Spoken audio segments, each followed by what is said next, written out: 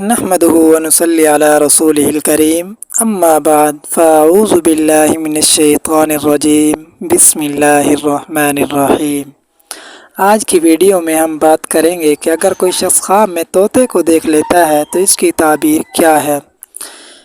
तो हज़रत इब्न सिरीन रहमतुल्लाह अलैह जो ताबीर रोया के मशहूर इमाम हैं, वो फरमाते हैं कि अगर कोई शख्स ख्वाब में तोता देखता है तो ये फ़र्जंद या ग़ुलाम होने की दलील है।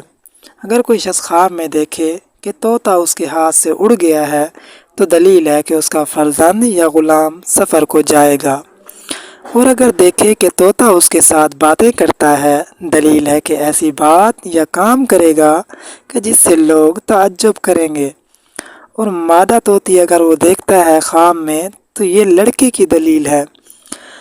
और अगर वो ख्वाब में ज़मुर्दीन रंग का तोता देखे तो ये दीन की पाकी पर दलील है या अच्छे ग़ुलाम की दलील है। और अगर देखे कि उसने मादा तोते को मारा है, दलील है कि कुंवारी औरत से शादी करेगा।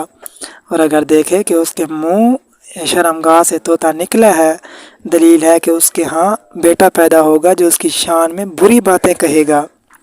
हज़रत जाफ़र सादिक रहमतुल्लाह अलैह ने फरमाया कि ख्वाब में तोता देखना 3 वजह पर होता है। अव्वल फ़र्जंद या ग़ुलाम, दोम यह है कि कुंवारी लड़की, सोम यह है कि अच्छा शागिर्द। व आखिर दावाना अनिल हम्दुलिल्लाहि रब्बिल आलमीन।